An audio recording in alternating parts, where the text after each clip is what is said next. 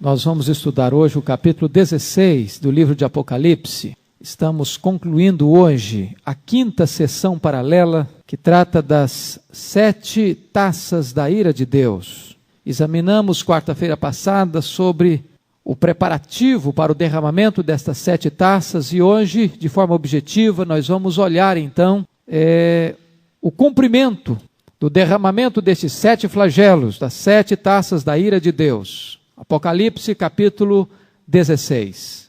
Ouvi vinda do santuário uma grande voz, dizendo aos 7 anjos: Ide e derramai pela terra as 7 taças da cólera de Deus. Saiu, pois, o primeiro anjo e derramou a sua taça pela terra, e aos homens portadores da marca da besta e adoradores da sua imagem sobrevieram úlceras malignas e perniciosas.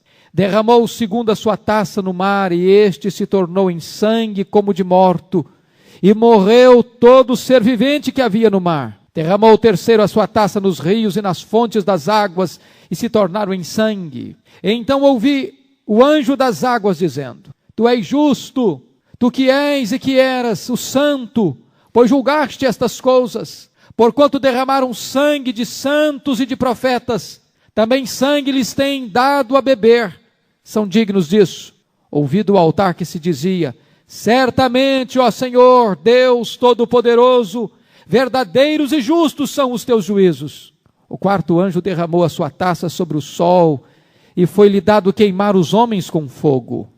Com efeito, os homens se queimaram com intenso calor, e blasfemaram o nome de Deus, que tem autoridade sobre estes flagelos, e nem se arrependeram para lhe darem glória. Derramou o quinto a sua taça sobre o trono da besta, cujo reino se tornou em trevas, e os homens remordiam a língua por causa da dor que sentiam, e blasfemaram o Deus do céu por causa das angústias e das úlceras que sofriam, e não se arrependeram de suas obras. Derramou o sexto a sua taça sobre o grande rio Eufrates, cujas águas secaram, para que se preparasse o caminho dos reis que vem do lado do nascimento do sol. Então vi sair da boca do dragão, da boca da besta e da boca do falso profeta 3 espíritos imundos, semelhantes a rãs, porque eles são espíritos de demônios, operadores de sinais, e se dirigem aos reis do mundo inteiro, com o fim de ajuntá-los para a peleja do grande dia do Deus Todo-Poderoso. Eis que venho como ladrão. Bem-aventurado aquele que vigia e guarda suas vestes, para que não ande nu e não se veja a sua vergonha. Então os ajuntaram no lugar em que hebraico se chama Armagedon. Então derramou o 7º anjo a sua taça pelo ar, e saiu grande voz do santuário do lado do trono, dizendo: Feito está. E sobrevieram relâmpagos, vozes e trovões, e ocorreu grande terremoto, como nunca houve igual desde que há gente sobre a terra, tal foi o terremoto forte e grande. E a grande cidade se dividiu em 3 partes, e caíram as cidades das nações. E lembrou-se Deus da grande Babilônia para dar-lhe o cálice do vinho do furor da sua ira. Todas as ilhas fugiram e os montes não foram achados. Também desabou do céu sobre os homens grande saraivada, com pedras que pesavam cerca de 1 talento, ou seja, 35 quilos. E por causa do flagelo da chuva de pedras, os homens blasfemaram de Deus, porquanto o seu flagelo era sobremodo grande. Amém. Meus irmãos, a descrição das 7 taças da ira de Deus tem uma profunda semelhança com as 10 pragas do Egito, e uma forte conexão com as 7 trombetas, que examinamos com vagar dos capítulos 8, 9, 10 e 11 do livro de Apocalipse. Se perceberem, nós estamos vivendo períodos semelhantes nesse livro. Os 7 candeeiros falando das 7 igrejas. Os 7 selos falando da perseguição do mundo à igreja. As 7 trombetas falando do juízo de Deus sobre o mundo ímpio que persegue a igreja em resultado da resposta às orações dos santos. Mas agora estamos falando sobre as 7 trombetas, ou as 7 taças da cólera de Deus. E se você perceber, se há semelhança entre trombetas e taças, também há grandes diferenças. Por exemplo, nas trombetas Deus está alertando, com vistas ao arrependimento. São oportunidades que Deus está dando ao homem para se arrepender. Mas nas taças não. Não há chance de arrependimento. A ira de Deus vem completa, vem total. É a ira sem mistura, é a ira sem misericórdia. Aliás, este é um princípio de Deus em toda a Bíblia. Antes de Deus derramar o juízo, Deus adverte. Foi assim no dilúvio, foi assim em Sodoma e Gomorra, foi assim no Egito, foi assim em Judá, foi assim em Israel, é assim hoje. De tal maneira que nenhum homem será desculpável diante de Deus no dia do juízo. Se perceberem, as trombetas atingiam apenas 1/3 da terra, do mar, dos rios, do sol. Mas quando chegam as trombetas, não é apenas 1/3 da natureza ou dos homens que é atingido, mas a totalidade da natureza e dos homens é fulminantemente atingido pela cólera de Deus, pelas taças da ira de Deus. Se vocês perceberem, tanto nos selos quanto nas trombetas, entre o 6º selo e o 7º selo, entre a 6ª trombeta e a 7ª trombeta, sempre aconteceu um interlúdio. Aqui não. Quando as taças começam a ser derramadas, elas não param mais. É como que uma onda repentina da ira de Deus que vem. E se puderem notar, se vocês puderem perceber, o que está descrevendo aqui não é apenas o período total da igreja, mas é uma descrição gráfica do dia do juízo. Estas cenas que vocês leram aqui comigo não podem ser interpretadas literalmente. Nós não temos condições de entender essas figuras literalmente. Você não pode imaginar, por exemplo, que os mares, os oceanos vão se transformar em sangue. É inimaginável esta figura. É inimaginável a figura de que todos os rios e fontes vão se tornar em sangue. É inimaginável a figura de que o sol, não apenas conforme lemos nas trombetas, 1/3 vai ser atingido, mas agora ele vai, na linguagem dos sinais da segunda vinda, vai se tornar negro como saco de crina, a lua como sangue. E agora os homens vão ser queimados. São figuras, são ilustrações vívidas, patéticas, profundamente vívidas, para descrever que o homem não terá lugar de amparo, de segurança, em qualquer lugar do planeta que ele estiver. Quando o dia da ira de Deus chegar, quando o dia do juízo chegar, quando Deus marcar o encontro com o homem, para acertar as contas com ele, ele jamais poderá escapar da ira de Deus, da presença do Deus irado, que está pronto para julgá-lo.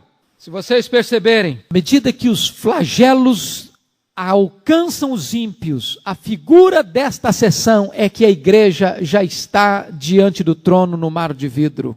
Ou seja, no momento em que o ímpio estiver colhendo a ira de Deus, a igreja não está debaixo da ira de Deus. É muito importante entender isso. A grande tribulação é a perseguição do mundo à igreja. E o Senhor Jesus Cristo disse que se aqueles dias não fossem abreviados, a igreja não suportaria. Mas é importante entender que a igreja não está debaixo da ira de Deus. A igreja não. Esta sessão paralela das trombetas mostra que quando a ira de Deus cair sobre o ímpio no juízo, a igreja estará no mar de vidro junto ao trono, na presença de Deus. E se você notar, isso não é uma descrição do arrebatamento secreto, não. Essa é uma descrição gráfica do dia do juízo. Se vocês notarem, todas essas figuras aqui apontam para o dia do juízo. É uma expressão clara sobre isso. Agora eu gostaria que vocês percebessem que nós estamos diante de uma realidade aqui muito simples e objetiva. O mundo ou a humanidade é dividida em 2 grandes grupos apenas. Os que são selados por Deus e os que são selados pela besta. Os homens estarão divididos em 2 grupos únicos. Os selados por Deus estão na glória. Os selados pela besta estão sofrendo o derramamento da cólera de Deus, da ira de Deus. Chegou o dia do juízo. Vejamos, por favor, a descrição breve desses 7 flagelos. Se notarem, o primeiro flagelo, Versículo 2, saiu, pois, o primeiro anjo, derramou a sua taça pela terra, e aos homens portadores da marca da besta e adoradores da sua imagem sobrevieram úlceras malignas e perniciosas. Vejam vocês que não é mais agora advertência, agora é punição. Todos aqueles que não têm o selo de Deus, têm a marca da besta, ou seja, não há possibilidade de existir um ser humano neutro. No tempo do fim, a religiosidade humana estará dividida basicamente nesses dois aspectos: ou se adora o cordeiro, ou se adora o dragão, ou se tem a marca de Deus, ou se tem a marca da besta, ou se pertence à igreja verdadeira, a noiva do cordeiro, ou então faz-se parte da igreja apóstata da grande meretriz. E aqueles que não têm a marca de Deus, ou seja, aqueles que terão a marca da besta, serão flagelados, atormentados. O que é tremendo, irmãos, é que aqueles que se recusaram a ouvir as advertências de Deus, sofrerão as devidas consequências dessa rejeição às advertências. E não é preciso esperar o dia do juízo chegar para que isso aconteça. Isso está acontecendo todo dia, a todo momento. Quantas pessoas são ceifadas depois de advertidas tantas vezes? A Bíblia diz que aquele que endurece a sua cerviz será quebrado repentinamente, sem que haja cura. Vejamos o segundo flagelo, versículo 3. Derramou o segundo a sua taça no mar, e este se tornou em sangue como de morto, e morreu todo ser vivente que havia no mar. É óbvio que esta figura é uma figura que não pode ser interpretada literalmente. O que João está descrevendo é que agora a taça é diferente da trombeta. A trombeta, quando foi tocada, 1/3 do mar foi atingido. Agora é o mar completo. Não é apenas a natureza que está morrendo. Todo ser vivente que está nessa natureza morre também. É a destruição total que atinge a todos, sem limites, ilimitadamente, criaturas e natureza. Se você olhar, o terceiro flagelo vai cair sobre os rios e as fontes das águas. Rios e fontes de água se tornam em sangue. Obviamente, se rios e fontes se tornam em sangue, o mar já está em sangue, não tem vida sobre a terra. É impossível sobreviver no planeta sem água. Daí você perceber que esta cena é uma cena do juízo. É uma cena de desamparo absoluto e total. E se você notar, quando essa ira de Deus cai sobre os rios e os rios e as fontes se transformam em sangue, há um registro bíblico que nos informa o seguinte: então ouviu o anjo das águas dizendo, e ele começa a exaltar a Deus por causa dos seus atributos. Primeiro ele diz que Deus é todo-poderoso, depois ele diz que Deus é justo, diz que Deus é eterno, diz que Deus é justo, diz que Deus é santo, diz que Deus é o juiz, e diz que a ira de Deus está vindo sobre os homens para pagar-lhes o mal que eles fizeram à igreja de Cristo, porque mataram os santos, porque derramaram o sangue dos santos e dos profetas. Agora eles estão bebendo o sangue da ira, do juízo de Deus. O que eles plantaram, eles estão colhendo. Irmãos, alguém já disse que o moinho de Deus moe devagar, mas moe fino demais. Quantas vezes a igreja já suspirou perguntando para Deus: até quando, Senhor? Até quando? Vocês se lembram lá do capítulo 6, quando se fala do 5º selo, que as almas dos santos estão debaixo do altar, clamando: até quando, ó soberano do universo, não vingarás o sangue dos profetas? E Deus responde a este clamor dos santos, não derramando juízo, mas tocando as trombetas, dando ainda a chance, a oportunidade aos ímpios, mas nos informa, capítulo 9, verso 20 e 21, que os homens não se arrependeram. E agora, cumpre-se completamente a oração dos santos, quando o juízo de Deus vem, completo, total, arrasador, sobre a vida dos ímpios. Vejamos o 4º flagelo, versículos 8 a 9. Você percebe aí, que agora o flagelo, assim como a taça, como a trombeta, é derramado sobre o sol, e foi-lhe dado queimar os homens. Vejam que antes lá, trevas de 1/3, as trombetas. Quando os homens perceberam que 1/3 estava em trevas, como que um sinal de Deus, eles puderam ver, eles puderam perceber, eles puderam reagir diante daquelas trevas de advertência, mas agora a Bíblia diz que eles não apenas veem, agora eles sentem. Há um superaquecimento, e também essa é uma linguagem muito forte do tormento, que atingirá os homens. Mas o que é tremendo, que em vez desses homens abrirem a boca para se arrependerem e pedirem perdão para Deus, eles abrem a boca para blasfemarem contra Deus. E aqui nós aprendemos uma verdade bíblica. Sabe qual é a verdade? É a verdade de que o homem não pode chegar-se a Deus simplesmente por causa do sofrimento. O sofrimento é incapaz de levar um homem a Deus, uma mulher a Deus. Só existe um caminho que leva uma pessoa a Deus, e este caminho é Jesus Cristo. Se não for por meio de Jesus, se não for por meio da graça, jamais um ser humano se prostrará arrependido e quebrantado diante de Deus. Eles blasfemam, mas não adoram. Eles blasfemam, mas não se arrependem. Se você notar, as pessoas atingidas reconheceram tratar-se de uma ação divina, mas seus corações estão endurecidos, em vez dos seus joelhos estarem dobrados diante de Deus. E sabe, irmãos, esta é uma lição muito séria para nós hoje. Quantas vezes Deus adverte, e adverte, e adverte, e os homens continuam no seu pecado. E não pensem vocês que os homens serão capazes de se arrependerem na eternidade. Nem toda a eternidade será suficiente para gerar arrependimento no coração do ímpio. Ele passará a eternidade inteira blasfemando contra Deus, porque a não ser que o Espírito Santo de Deus toque o coração e converta o coração humano, o homem jamais se prostrará aos pés do Senhor Jesus Cristo. Vejamos o quinto flagelo, versículos 10 e 11. Diz-nos no texto que o quinto flagelo foi derramado sobre o trono da besta. E é interessante que a Bíblia nos informa que Satanás deu à besta, está lá no capítulo 13, o seu poder, o seu trono e a sua autoridade. O trono da besta, de certa forma, é o sistema mundano, a parte de Deus, que se opõe a Deus. E agora, a ira de Deus vem sobre esse sistema organizado ante Deus, opositor de Deus, e o desarticula, e o leva à falência, e o transforma numa profunda crise, num verdadeiro colapso. Se você perceber o que está acontecendo, na verdade, o trono da besta foi a maior cartada que Satanás deu na história. Se vocês perceberem, reis, nações, impérios, na verdade foram dominados, controlados por este trono da besta.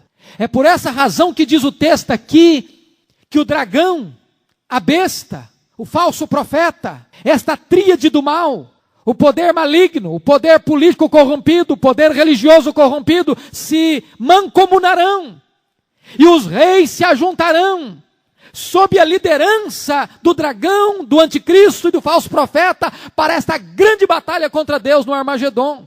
Ou seja, o mundo inteiro se levantará contra Deus. Mas o texto está dizendo que no dia do juízo, Deus derramará a sua ira sobre o trono da besta. Vai desarticular qualquer maquinação do mal contra Deus e contra a sua igreja. E o que vai acontecer com os seguidores da besta? Versículo 11: blasfemaram o Deus do céu por causa das angústias e das úlceras que sofriam, e não se arrependeram das suas obras. Ao contrário, o verso 10 nos informa que os homens remordiam a língua por causa da dor que sentiam. Mais uma vez, João enfatiza que o sofrimento não provoca arrependimento, mas revolta. Não palavras de quebrantamento, mas palavras de blasfêmia. E aí vem o sexto flagelo. Você pode olhar nos versos 12 a 16 do capítulo 16 de Apocalipse. Semelhante à sexta trombeta, este sexto flagelo é derramado sobre o rio Eufrates. O que o rio Eufrates simboliza? O rio Eufrates colocava limites na Palestina, ao lado oriental, e este rio secando significa que o caminho para a invasão está aberto.